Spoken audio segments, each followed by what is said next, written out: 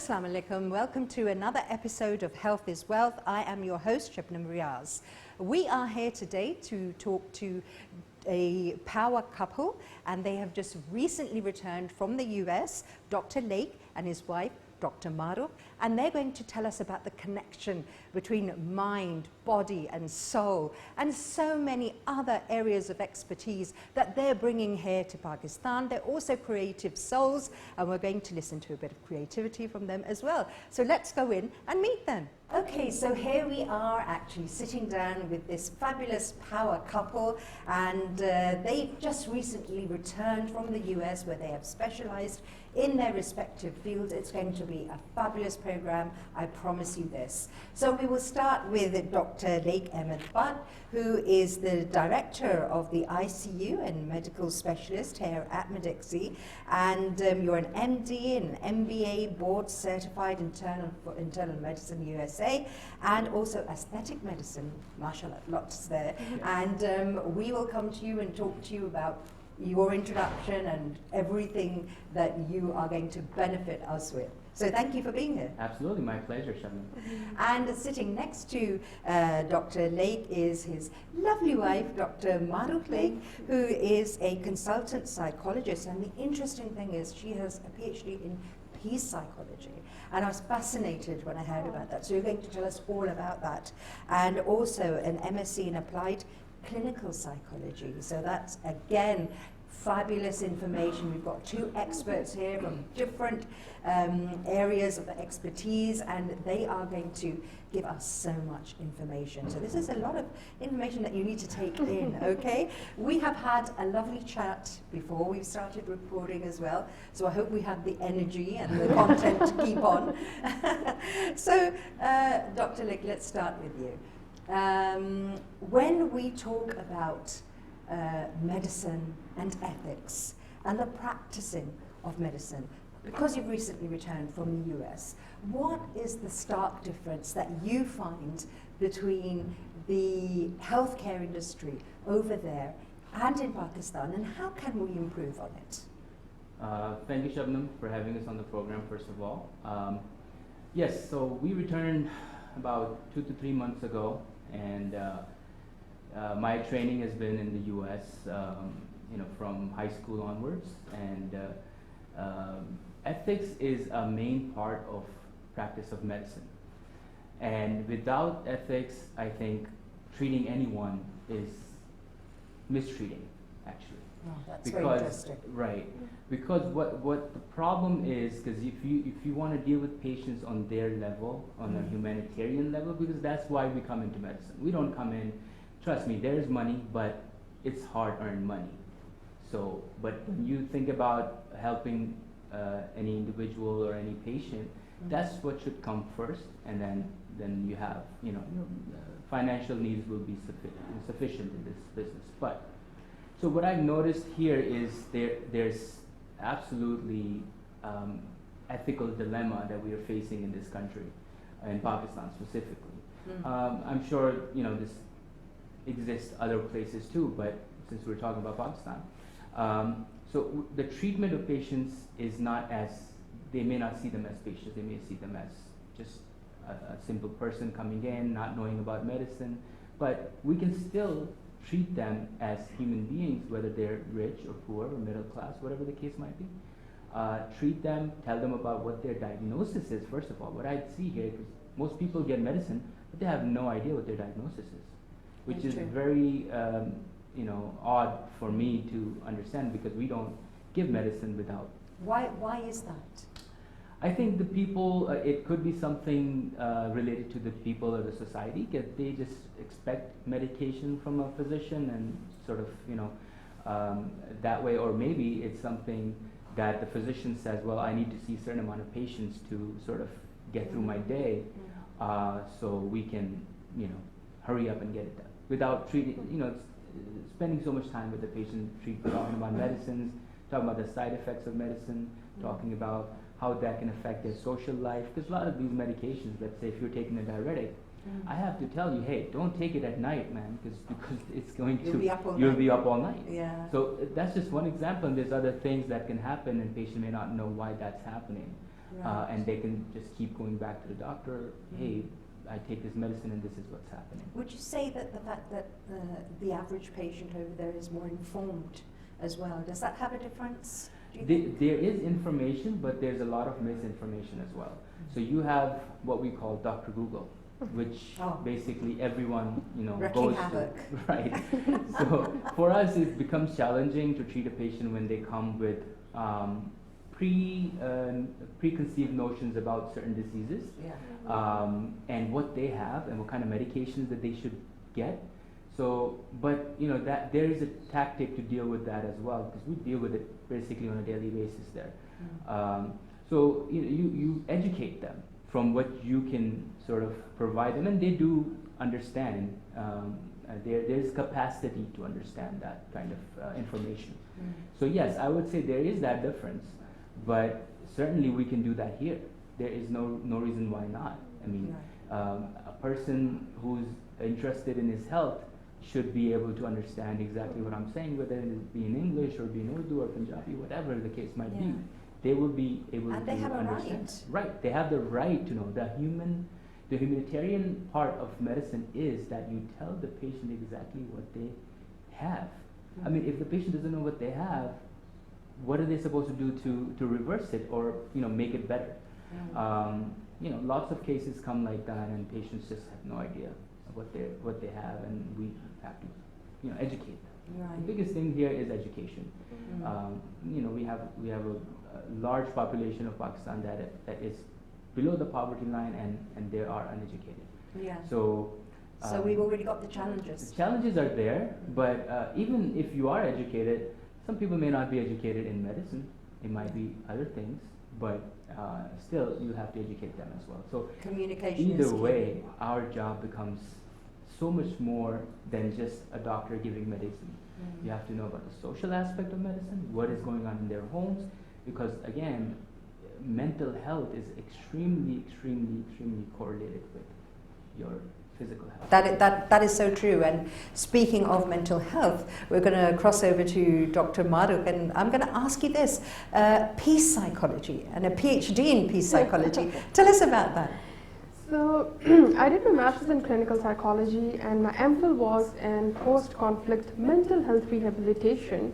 Okay. So this actually drove me to do peace psychology. I really wanted to be pioneers in peace psychology, because it's always good to have a sub-specialized field in psychology, because then you can understand many aspects of social issues and of definitely mental health issues. So peace psychology is basically understanding the psychological nature of the conflict. It can be at the individual level, at the sub-state level, at the state level. It can be at the global level too. So yes, that's what the peace psychology is. What have you found to be the most interesting in this field of study that you have embarked upon? Well, there are many aspects of this field.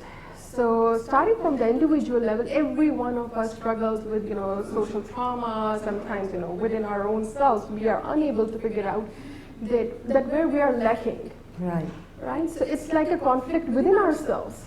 So understanding our own self, and then comes the marital problems as well. And there are some bigger issues, bigger social issues. Because if we're not at peace with ourselves, how can we work on relationships? That's true. That's the most important thing. Yes. How does a person achieve that? Well, it's a journey. It's a spiritual journey, I believe. And many psychologists have their different opinions, of course. But since I'm more like a traditional school of thought in psychology, I believe that it comes within. And it's more like if you have a hope within yourself, and if you believe in yourself, you can definitely be able to achieve peace for your mental peace. Right.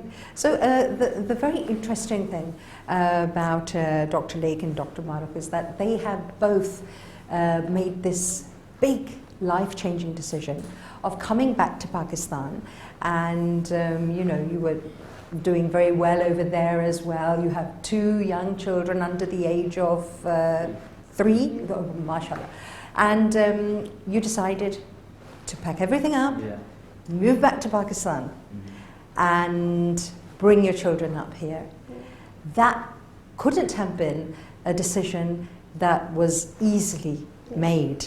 What then sort of was the, you know, the deciding factor when you thought, okay, let's do this? So there are many reasons that we moved back to Pakistan. One of the reasons was the spiritual growth. We believe that being connected with our roots, with our traditions, with our culture is extremely important for the psychological grooming of our kids and for our family as a whole. So, which is why we made this decision. And secondly, the bond with the grandparents is extremely important at this age for our kids.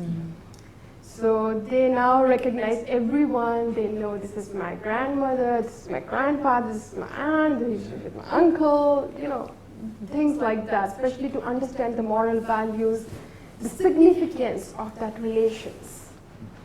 So primarily that was the main reason, and it just happened in a second. We just made the decision. We were just offering namaz, and then we were like, we need to move back because we are the only ones here. And our parents, our siblings, they're all in Pakistan, so why not we go back and give our kids that opportunity to grow around them.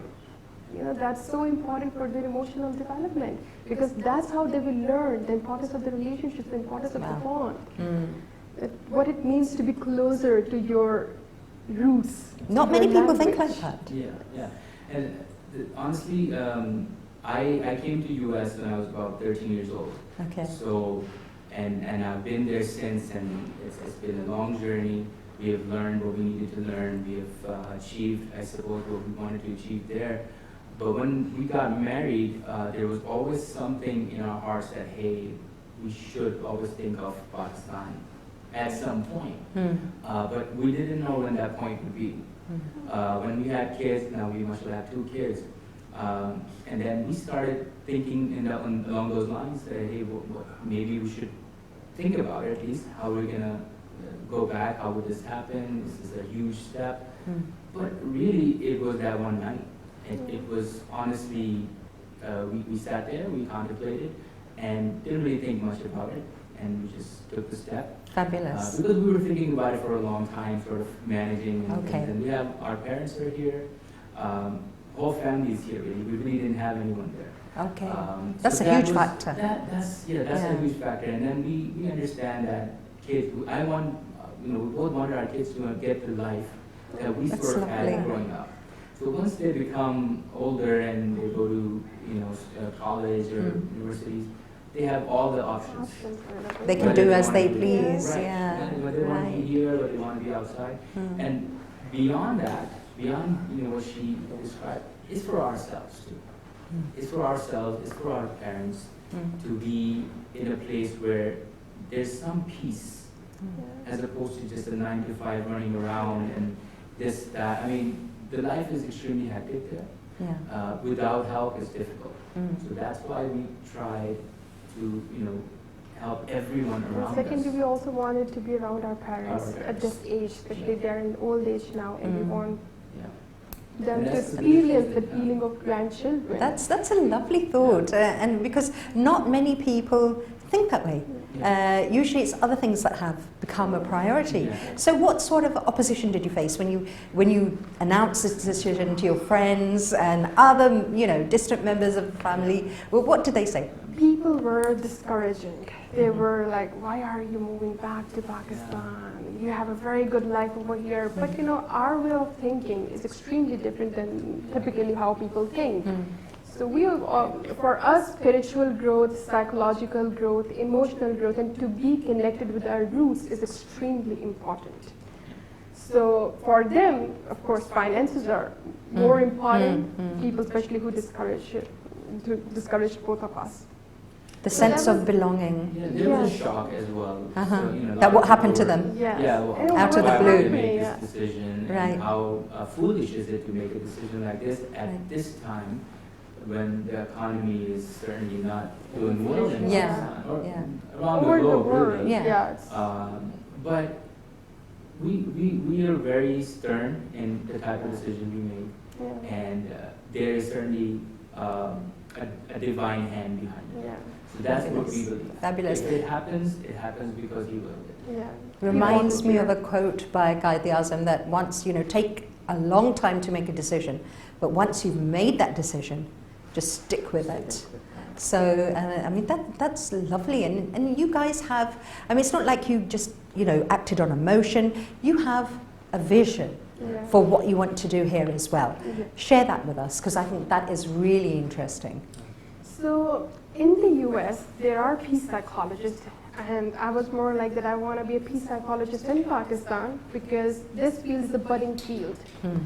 And now in the US, they are just going to launch peace psychology as an independent degree program. So my vision for the, when it comes to academia, I was more like that we need to have peace psychology workshops in Pakistan so people and the students can take benefit from. So for me, I really want to be an ambassador of peace psychology, and because it is extremely important, especially in modern world, it is extremely important where the modern man is suffering with spiritual crisis. Not only the modern man, in fact, the modern society is facing the spiritual crisis. So it is extremely important for us to introduce these fields, and especially that we learn, skill set that we learn from the US, so why not introduce it in Pakistan, where people, they really want to learn. Yeah. They're looking for some opportunities. Yeah. So we need to provide those opportunities to many of the students who are talented and who really want to work hard. Is it true that you can have more peaceful nations and less peaceful nations? Because we see these surveys going on, happier nations and things like that. How much of that, and would it have a background to economic stability and other things as well? So of course, being peaceful is first and foremost thing. It is extremely important for your own emotional stability. So it starts from the individual level. So if we start, the mental health program awareness and mental health awareness programs and the peace psychology awareness programs, it can definitely make a difference, I believe, in the society as a whole. But it starts from you. It starts from within. It starts from your own heart. You think. I don't say that you think from your mind. I say that you think from your soul. Wow. Because psychology in traditional sense means that studying nafs. So the word nafs is being mentioned in Quran as well. So I think I always say that traditional school of psychology is beautiful, and it actually creates peace within you when you understand what actually psychology means, what actually peace means for you. So first, a person has to identify how he defines peace. Right. So it starts on the individual level, and then it goes at macro level. So from micro we start, and in macro, inshallah, it will go. Fabulous. So that's exactly the point here, is to teach or educate the public rather. I mean, I can work here, I can work anywhere as a physician, but the way I deal with patients is going to be the difference. Yeah.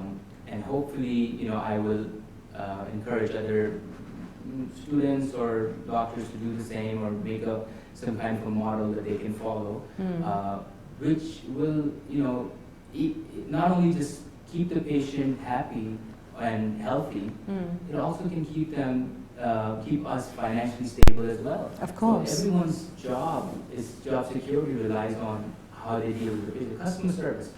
What is customer service? It exactly means, I mean, we don't call ourselves customer service representatives, do we? We don't. But it is that. And at the end of the day, if you're running a business, you have to provide the customer with what they need. So for me, if I'm running a business, my customers are my patients. But that's a deeper level of connection with them. That's not just, hey, you come in, you buy this, and you leave. No. That's an ongoing, maybe even lifelong commitment that you make to that patient. Hey, I will take care of you. If they understand that, that's it. Then now you have their attention. So they will try to do everything that you suggest. Obviously, you have to explain to them that hey, this has to happen this way. Or you would go towards this side. Or if you take this medicine, these are the side effects. Or you get these tests done, so I will know what's going on. So informed patient is a good patient. Uninformed patient is always going to go shopping for a different type of patient. Oh, that's so true. So you're going to come here, and tomorrow you're at a different level, a different doctor, and a different. So nobody really knows what's And going they're on. scatterbrained, aren't you? Yeah. You're sort of It's like just headless you know, chicken running around everywhere. right. And then they say, I went to all the doctors. Why did you go to all the doctors? Yeah. Why wasn't one enough for you? So that's the point. The point is to retain the patient Yeah. and retain them in a capacity where they understand their disease, just like you probably understand the disease that they have, right? And exactly that's what you started with in the beginning, the diagnosis, Yes. to actually get to the root of the problem, not to just give medicines to work with the symptoms. Is that, how much is that going on here? And especially when we see consultants with a long line of patients, usually you go to any hospital and you're in the waiting room, you will see that there are so many people waiting to see the consultant. Sometimes, you know, they seem harassed, they seem busy, they seem that they can't give you as much time as you want. Yeah. What's the remedy for that? I think the remedy is to understand what's causing this. What is the cause of all of this underneath it, right? So when you take it apart, it's multifaceted, really. Because you have a physician who has never been trained in how to deal with a patient ethically. Yeah. But because it's not their fault. It's not, I'm not blaming anyone. I'm just describing the situation where you have people, where they train, this is how they do this, right? And the patients know that I'm going to go to the doctor, he's going to give me medicine, and I'm okay. I know I've known of many times where I never gave any medication to any patient. A lot of patients, they come to you, and they you don't need medicine. How do they react when you say that? They obviously were shocked. They're like, well, why do you? Because I don't have a diagnosis for you. Okay. One. And secondly, if you have a flu or whatever, so why didn't you give me antibiotics? Well, antibiotics technically means killing a bacteria, not a virus. So they're two different things, right? So when you start prescribing antibiotics for every old cold, it's not going to work. It's only going to make It's making it worse. gut, microbial And you're that you have making in your gut worse. So and you have resistant. diarrhea. And resistance. Yeah. Resistance will develop. Now, nobody thinks about that. Over there, I mean, if you think about... I mean, here people are prescribing antibiotics to each other. Exactly. Oh, you've got the same symptoms? Yeah. I just took that antibiotic. So why don't you get that? Yeah. And they're readily available. Yeah, and that's the problem. I mean, honestly, there should, technically there should be a cap on these things, and somebody should really control how the pharmacies, are managed here. But again, that's a deeper problem. I'm not sure what the solution is, but really our government and those. I suppose once a departments person probably is will. mindful about it, that's the first step, Right. isn't it? Because even in the family, somebody's like, I took this and it got better. So I said, okay, well, probably was because you just ran out of, the disease ran its course. It was going on for like 5 days. But that's not enough for. So anyway, That is usual. That's usual. And we're all guilty of it sometime or the other. Yeah, it's true. Because you heard from someone else, oh, I have the same symptoms. Yeah. It may not be the same disease. Oh yeah. Right. So we're playing with fire. So, right, and the way the things are available here, I can just go over the counter and ask for any medicine I want, and it can be very dangerous. Yeah. I mean, eventually, let's say COVID, when COVID came, what if it was a bacterial infection? It was a viral infection, but what if it was a bacterial infection? Yeah. We have a pandemic, let's say, I don't know, of some other bacteria, Campylobacter bacteria, it's one of the bacteria there, or Clostridium difficile, that's a bad diarrhea causing bacteria. If you don't have, the medicine does not work because you so overused it, now you have a problem with everyone.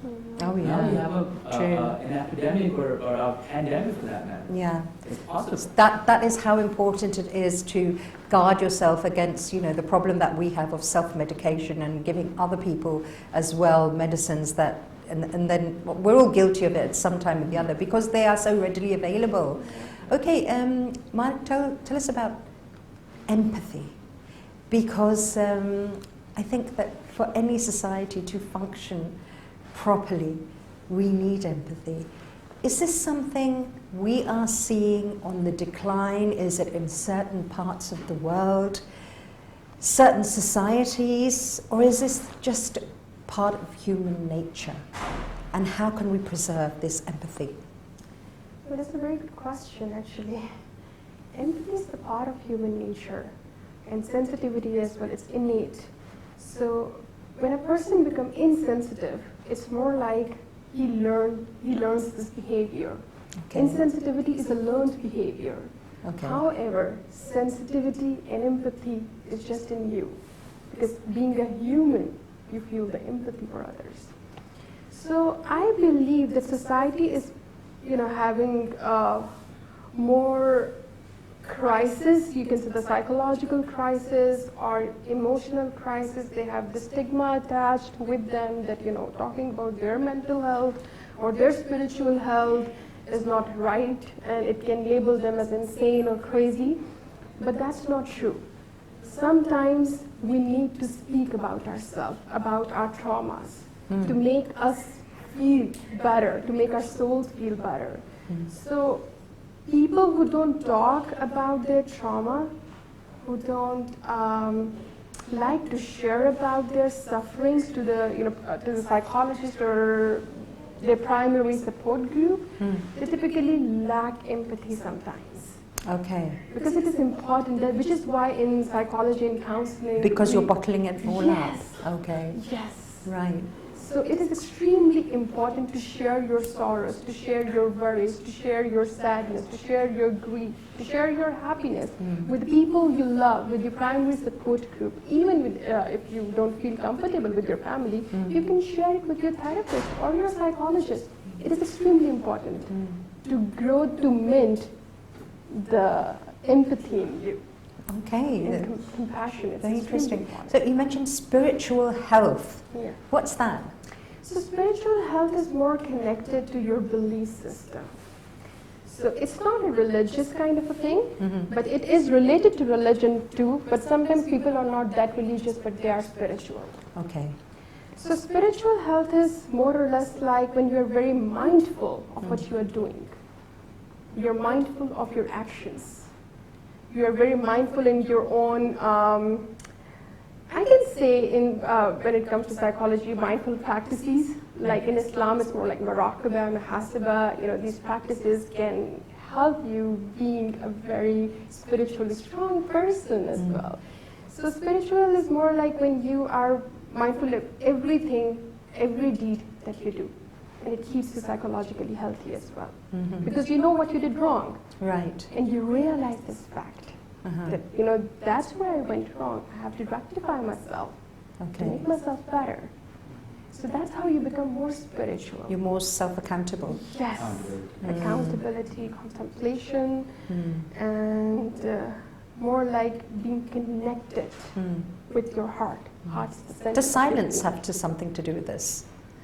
Being more silent, or if a person finds themselves sort of not talking as much as they used to, is that a sign of age, or is it a sign of spiritual health? It's What a sign is of the it? psychological maturity sometimes. Okay. It's not correct in every case. Of course, it varies from person to person because all of us are psychologically different. Right. But there are people who become more silent when they psychologically grow, when they spiritually grow. Another thing is being hopeful is also important, Hopeful, very important.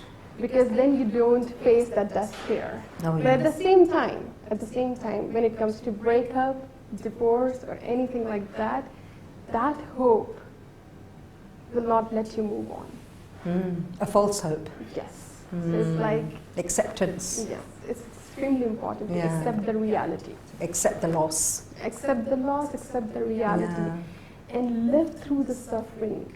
Understand that God is with you, and He's going to make everything better. I will come back to you and we will talk about grief and loss, because that is very, very important. I think in our part of the world, things happen and we just move on, and we don't give ourselves the time to actually understand what's happened. So we're going to come back to that. Dr. Laeeq, you are also board certified for aesthetic medicine. Yes. So that is sort of, how did you come into that, and what are your areas of expertise, and what are you looking to do here in Pakistan? Well, I mean, to my surprise, I come here, I think every other person is doing it. So, It's true. So in that case, my vision is, again, with the knowledge of medicine and behind me, right? So these are not some things to play with, especially Botoxes, fillers, because you can really deform a patient's face. We see examples. Oh yeah, you've seen a lot of those. Yeah. So you can really do that if the person who's doing it is not appropriately trained or does not have the knowledge of medicine or whatever the case might be. And unfortunately, it's not really regulated here. So anybody can sort of get up salons, they do it. So the point was really to just have another facet to add it to my skill sets. Right. So that you can provide a business aspect to my medicine as well. Right. But at the same time, I don't want to just do that. What a patient who will come to me will also be doing internal beautification and external beautification. So, because the reason why your external beauty needs help is because your internal beauty is not. By internal beauty, we mean? Just that all your systems are working appropriately. Okay. Like your vitamins are good, your things like that. So we can also go into anti-aging type of medicine too, which I'm also trained on.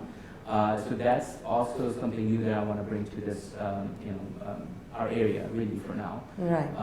And so anti-aging medicine keeps you healthy. So make sure that your metabolism or your body is functioning at its prime that it should. That is really interesting. Right. Not many people understand that or go for that. Yeah. It's usually at the surface. At the surface, yeah. right. So, but you need to treat the inside because the outside will show, right? Sure, you can do a little bit of manipulation here and there, but really you would feel better. Yeah. The problem is feeling. Why don't you feel better? There's a problem inside, not outside. Yeah.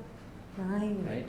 So that's the plan. The plan is to sort of get that through education and speaking to patients and make them understand that there's stuff inside that comes outside. So we need to put that stuff together so that the building blocks are back in their places. Right? So defragmentation, like if you've seen Windows computers, they have this defragmentation. So kind of put everything where they're supposed to be. Very, very interesting. And then everything will come together and work better and complement each other. Right. And as you said in the beginning, the mental and the physical, it's all connected, it's all joined. Yeah. What happens, we were speaking about grief earlier on, what physical effects does grief have on a person? Also, how does a person know when they're not grieving anymore? Is that possible? Well, it is possible, but at the same time, I must say that if it's a loss of your loved one, it's hard to overcome that grief. We have to live through that suffering, knowingly that God is with us. And healing is not linear. At some point in your life, you will feel like to talk to everybody. But at the other point of your life, you will say, I don't want to talk to anyone. I feel sad. I want to be in a dark room. I want to cry. I don't want to do anything. You will lose your interest in every little thing that you used to enjoy before. So healing takes time, definitely. It's never going to be linear, but it will eventually happen. Right. You have to live through that suffering. Advice for people who are going through a loss, who are grieving, what do you suggest to them? Well, I will definitely say that you have to live through your suffering knowing that Allah subhanahu wa ta'ala is with you. You know, everything happens for a reason. There's a bigger plan of Allah subhanahu wa ta'ala for you. There's a hope that He's trying to give you. Just see that there is something hidden in that dark picture. The light is hidden in that dark picture. It's important for people to realize that this is not the end of life. And the being thankful when you're grieving, I think that helps you so much as well. Yes. Yeah. Okay, another surprise we have for everyone who's watching the program is that these two medical professionals also have a creative side to them. And Marukh, I know, is a poet. And Laeeq, you are also, you play guitar. And so you're a musical person as well.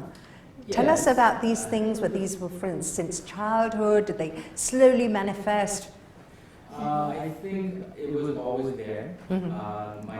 So a long time ago, I was still in Pakistan. My father brought, because he used to be in the US before we went. So he brought back a piano, a small keyboard. And I just started playing. You know how you're a kid, you sort of figure out things. So, first thing I think I played was Jive Box. Oh, everybody plays that one, yeah. Happy birthday, or things like that. And then eventually, then that went away. We went to US, and during studying, and then this it came back. I always used to sing, so I used to do a lot of even in Nafani and things like that. We take part in a lot of contests in Pakistan. So when we went over there, I still used to sing. But that was just for myself. Okay. So in the US, I always wanted to learn guitar. There was always I think like, yeah, I just want to learn guitar. So I saw some of my friends playing, and I told him, hey man, please buy me one. Like, come with me and show me which one to get. Okay. So he came with me, showed me. So since it was that day till now, I learned keyboard, I learned composing, I learned, even wrote some songs, and so we had a band. In the US, we made about, I think, more than 10 or 11 original songs. Wow, fantastic. What was the name of the band? ZRD. Okay. Yeah. I mean, we couldn't carry it on since we moved. But now I think I'm going to do something. You might do something solo, yeah. Just to keep it going. And how did you find the time to do that with such a busy schedule? So the funny thing is that I was studying for my USMLEs, my first step. That's when we made the band. Well, the band was already in existence, they just brought me in. Okay.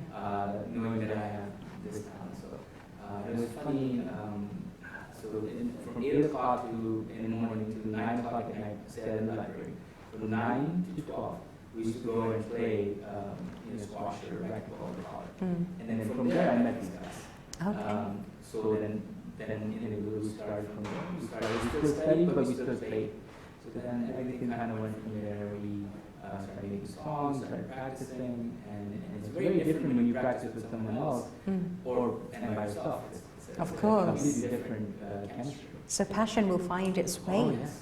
I mean, a person does make time for it. Yeah, it will find its way. In fact, Feel compelled. There's a lot of research in this for musicians per se.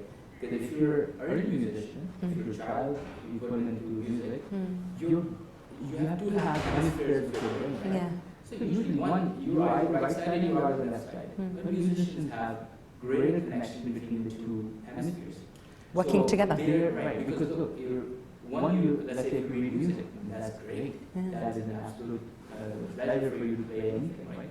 So you're coordinating with your eyes, your brain is translating the music into a hand notes, and your hands are coordinated enough to play the music, and you can even sing.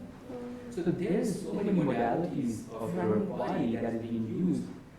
So and that would keep you healthy as well. Your mind is being used in so many ways, isn't it? Einstein's brain, why was it so massive? It was one of the biggest. He used to play the piano. Wow. I'm sorry, the violin. The violin, okay. So he was very good at it. And then people like that, so this is sort of their downtime. So recover and then go back into it, and that helps. Kids nowadays, let's say if they don't go to school, if they go to school, if they get 2-3 hours of teaching and then the rest is play, they do better. True. That's true. And they are better academically. In fact, I think it's Scotland, Switzerland maybe, or one of the countries, or Finland, I'm not sure. One of the European countries, they have implemented that process where they only teach the students for 2-3 hours, and then there's a long break where they play, and then they come back for another hour and they go home. That is such a healthy, sounds so healthy, doesn't it? And the kids are not overwhelmed. Yeah, of course. They learn what they need to learn today. Yeah. Perfect. And they do very well. They do very well. Yeah. They have time to process. So important. They're not overwhelmed that way, yeah. Marukh, you tell me, little children and being abroad, doing everything yourself, you still found the time to write poetry and paint as well.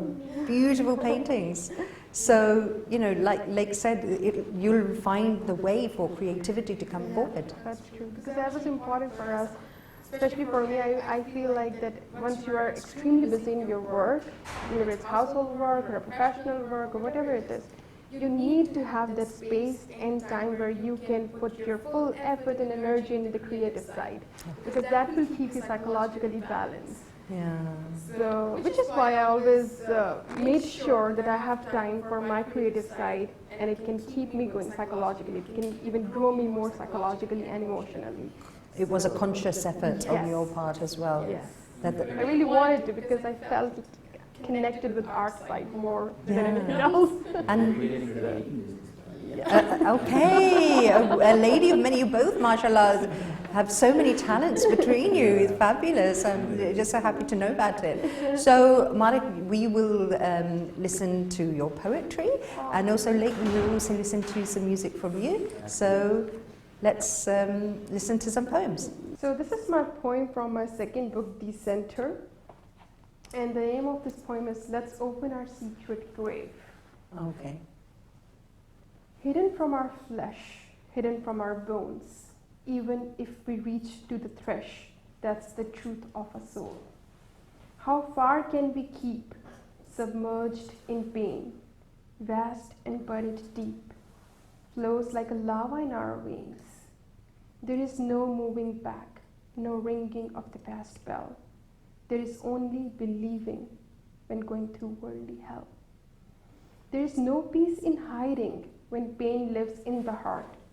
Let's share our feelings, let the healing start. There is no victory in nurturing the melancholy.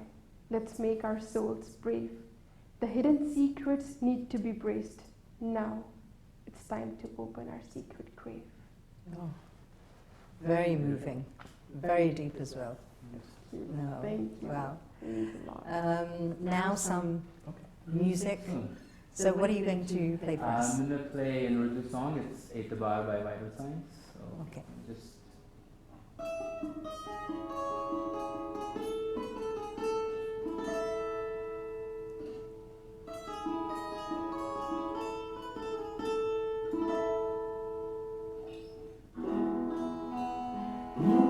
बार भी आ ही जाएगा, मिलो तो सही, रास्ता कोई मिल ही जाएगा, चलो तो सही, चलो तो सही, एतबार भी आ ही जाएगा, आ ही जाएगा।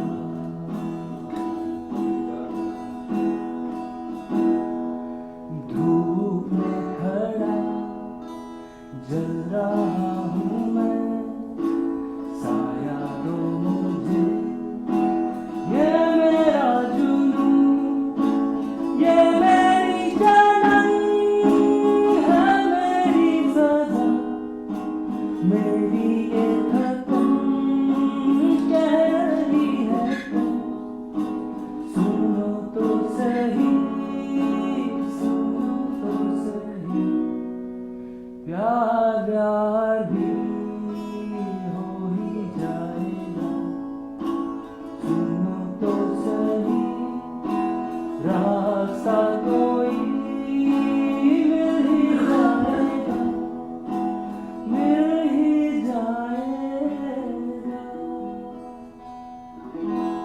Wow, fabulous. Absolutely fabulous. I was not prepared for that. No mic, no, you know. Wow, mashallah, what a lovely voice. And it has been absolute pleasure sitting down with you two and, you know, talking about not just the medical profession, but also your love for life and the way you want to give back and the fabulous things we've spoken about. And, you know, you were talking about your grandchildren and how your children, how they want to be with their grandparents. Just reminded me of a quote that I often tell my kids as well. The reason why grandparents and grandchildren get along so well is because they have a common enemy. So there's some food for thought. So thank you so much, both of you. Thank you Thank you very so much. much for having us. All right. It means a lot. Okay. Okay, so there we are at the end of today's program. Really enjoyed talking to both Dr. Laeeq and Dr. Marukh. It has been wonderful. Hope you have enjoyed the program. Tune in next week. Until then, stay happy, stay healthy. Bye-bye.